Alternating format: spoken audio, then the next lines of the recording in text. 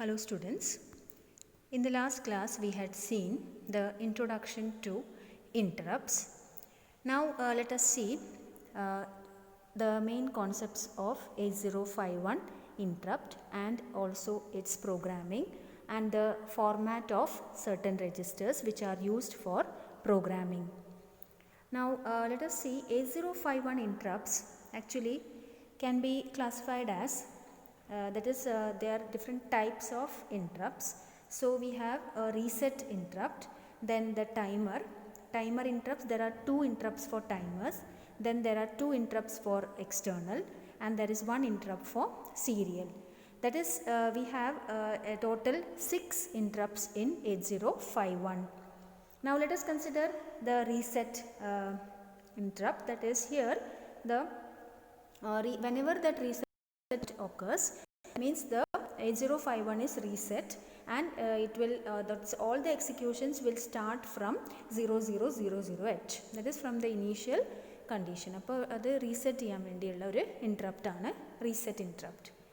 Okay, then we have the next is the timer interrupt. So there are two interrupts for each of the timers. So we have that is one interrupt for timer 0 and the other interrupt for timer 1, and this interrupt will actually notifies the microcontroller when the timer finishes the counting, or whenever the timer will finish the keeping the time or counting, then that interrupt will be initialized, and actually when the it will tell the microcontroller that the timer has stopped counting. Okay, next is the external. That is there are two external interrupts, and that is to serve the external devices. Okay, so these interrupts are used for serving the external devices. Any external devices connected, then that can be served. Then we have another that is one interrupt related to serial, that is for serial communication. Okay, there is one interrupt for serial communication. Now so we say that 6 interrupts in 8051, that is 6 interrupts are allocated as follows. That is reset, that is power up reset. Then 2 interrupts are set aside for the timers, one for timer 0 and one for timer 1. Then 2 interrupts are set aside for the hardware, that is external interrupts. Okay, that means actually P3.2 and P3.3 are for the external hardware interrupts, INT0 or EX1 and INT1 or EX2. Okay, so രണ്ട് interrupts hardware interrupts ആയിട്ടാണ്, external interrupts ആയിട്ടാണ് use ചെയ്യുന്നത്. And ഇവിടെ port 3 ഇതിലെ 2 പിൻസിനാണ് ഈ 2 interrupts assign ചെയ്തിട്ടുള്ളത്. Then we have that is serial communication has a single interrupt that belongs to both receive and transfer. അപ്പോൾ serial communication programming നമ്മൾ കണ്ടതാണ്. അപ്പോൾ അവിടെ നമുക്ക് 2 ടൈപ്പ് ഓഫ് പ്രോഗ്രാമിംഗ് ഉണ്ടായിരുന്നു, അതായത് ട്രാൻസ്മിറ്റ് ചെയ്യാനും റിസീവ് ചെയ്യാനും. അപ്പോൾ രണ്ടിനും ഒരു സിംഗിൾ ഇൻട്രപ്റ്റാണ് യൂസ് ചെയ്യുന്നത്.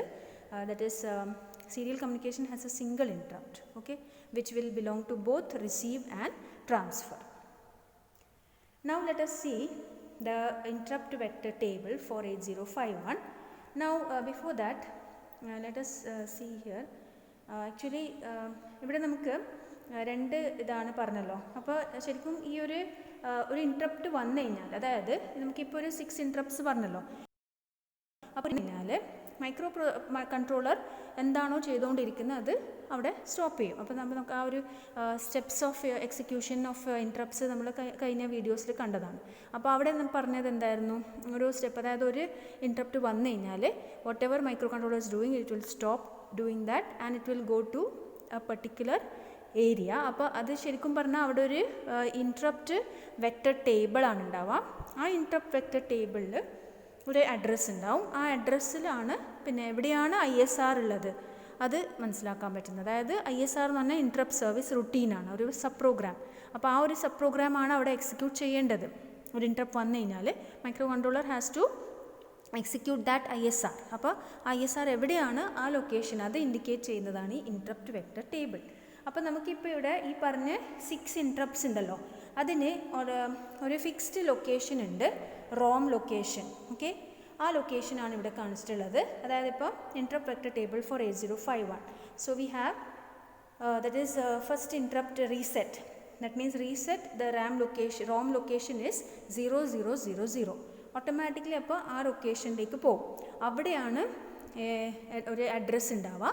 ആ അഡ്രസ്സ് എന്ന് പറഞ്ഞാൽ ISR എവിടെയാണോ അത് മനസ്സിലാക്കുന്നത് അവിടെ ആ അഡ്രസ്സിൽ നിന്നാണ്. സോ ഓട്ടോമാറ്റിക്കലി 0000ലേക്ക് പോകും. ഇനി external hardware interrupt 0, that means INT 0. അപ്പോൾ ഈ ഒരു ഇത് ഇൻട്രപ്റ്റ് എന്ന് പറയുന്നത് അതിൻ്റെ റോം ലൊക്കേഷൻ എന്ന് പറയുന്നത് 0003 ആണ്. അപ്പോൾ നമുക്കിപ്പം പ്രോഗ്രാമിൽ, ആപ്ലിക്കേഷൻ പ്രോഗ്രാമിൽ ചിലപ്പോൾ അവർ സ്പെസിഫൈ ചെയ്യുമായിരിക്കും. അതായത് ഇപ്പോൾ എക്സ്റ്റേണൽ ഇൻട്രപ്റ്റ് ആണോ ടൈമർ ആണോ അതനുസരിച്ച് നമ്മൾ ആ പ്രോഗ്രാമിൽ ഈ ഒരു ലൊക്കേഷൻ്റെ അഡ്രസ്സാണ് കൊടുക്കേണ്ടത്. സോ ഈ ഒരു ടേബിൾ ഇമ്പോർട്ടൻ്റ് ആണ്, ഈ ലൊക്കേഷൻസ് ഇമ്പോർട്ടൻ്റ് ആണ്. ഓരോ ഇൻട്രപ്റ്റിനും ഏതാണ് ലൊക്കേഷൻ, ആ ഇൻട്രപ്റ്റ് വെക്റ്റർ ടേബിളിലെ ലൊക്കേഷൻ അറിഞ്ഞിരിക്കണം. ഓക്കെ, സോ ഇപ്പം എക്സ്റ്റേണൽ ഹാർഡ്വെയർ ഇൻട്രപ്റ്റ് എന്ന് പറയുന്നത് 0003 ആണ്. നെക്സ്റ്റ് ടൈമർ 0 ഇൻട്രപ്റ്റ് TF0, അതെന്ന് പറഞ്ഞാൽ 000B ആണ് അതിൻ്റെ അഡ്രസ്.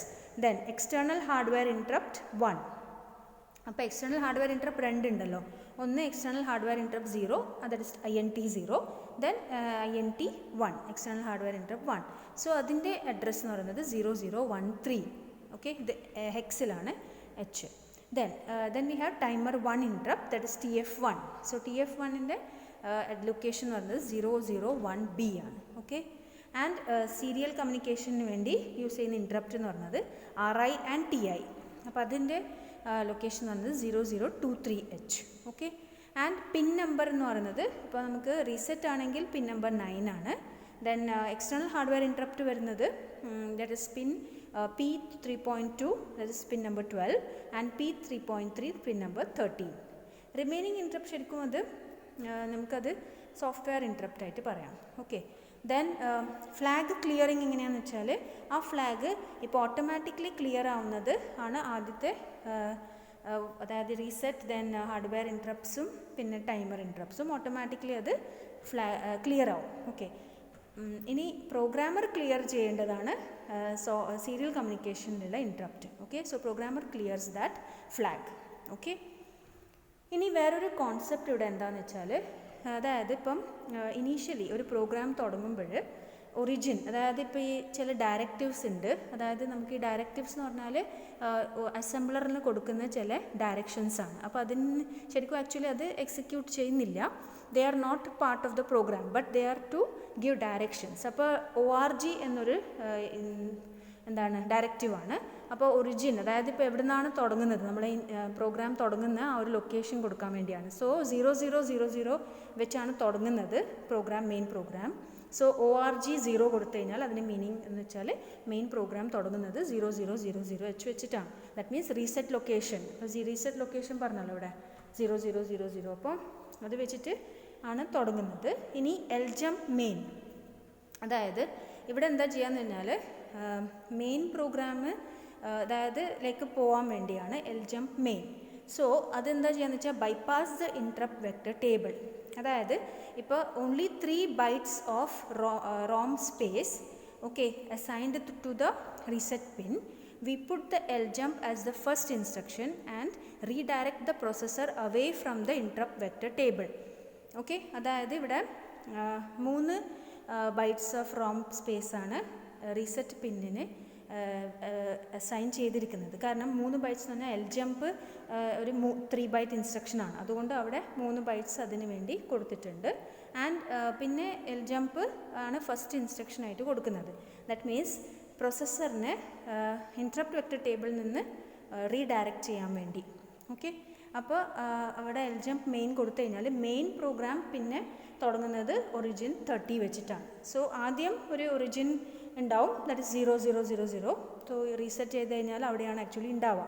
അപ്പോൾ എന്ത് ചെയ്യുമെന്ന് വെച്ചാൽ അവിടെ നിന്ന് ഇങ്ങോട്ടേക്ക് മെയിൻ പ്രോഗ്രാമിലേക്ക് കൊണ്ടുവരും, അത് റീഡയറക്റ്റ് ചെയ്യാൻ വേണ്ടിയാണ്. അപ്പോൾ അത് bypass the interrupt vector table. അപ്പോൾ ഇൻട്രപ്റ്റ് വെക്റ്റർ ടേബിളിലേക്ക് പോവാണ്ട് വേറെ തന്നെ റീഡയറക്റ്റ് ചെയ്യാൻ വേണ്ടിയാണ് ഈ ഒരു ഇൻസ്ട്രക്ഷൻ. അപ്പോൾ അത് എന്തായാലും നമ്മളിപ്പോൾ ഇനി എഴുതാൻ പോകുന്ന പ്രോഗ്രാംസിലെല്ലാം ഈ ഒരു രീതിയിലാണ് ഫോളോ ചെയ്യുന്നത്. അതുകൊണ്ടാണ് നമ്മളിവിടെ പറഞ്ഞിരിക്കുന്നത് ഈ ഒരു മെത്തേഡിൽ. So origin that means our main program now starts from org30h. Okay, and then main program പിന്നെ അത് എൻഡ് ചെയ്തു. End is also directive. Okay, അപ്പോൾ അത് ലാസ്റ്റിൽ നമുക്ക് വേണമെങ്കിൽ നമുക്കവിടെ എഴുതാം. ഓക്കെ.